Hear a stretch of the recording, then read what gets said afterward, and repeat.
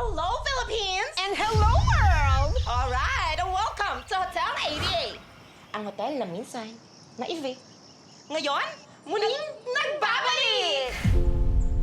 Hindi lang basta-basta ang hotel na ito. Maraming nakatanim na magagandang alaala dito. Ba, tama na yung mga bata. Madidinig tayo. I trusted you more than a friend! We will be having a get-together at Hotel 88. Parang dati lang. Wala nang atrasan to, Federico. May isa sa katuparan na natin yung matagal na natin pinaplano. Huling punta natin ng hotel was like, more than 10 years ago. Tapos ngayon, okay na. Boss, may kahati kami dito?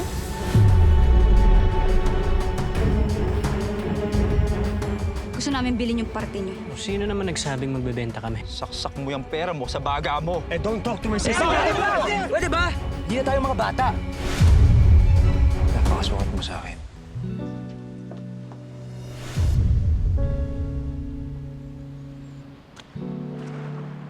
Nay, Tay, hanggang kailan pa ako mag-iisa? Pumunta rin na Hotel 88? Guest ka doon? Malamang. Ikaw? Kailangan i-make sure natin na maganda ang experience nila sa hotel tsaka sa island.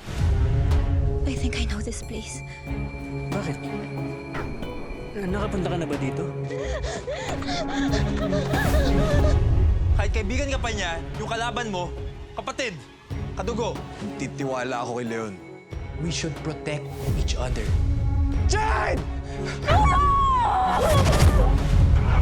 Anong ginagawa niyo dito? Umalis na kayo, bumalik na kayo sa hotel. Ano bang tinatago nyo? Takot na takot ba kayo maukat yung totoo? Makikiusap ako sa inyo.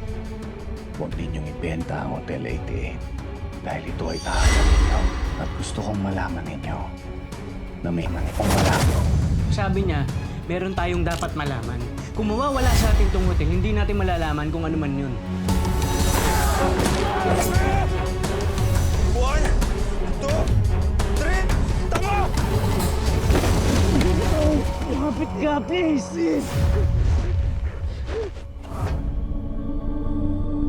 Baka mamaya, hindi lang tao yung dumadalaw dyan, ha?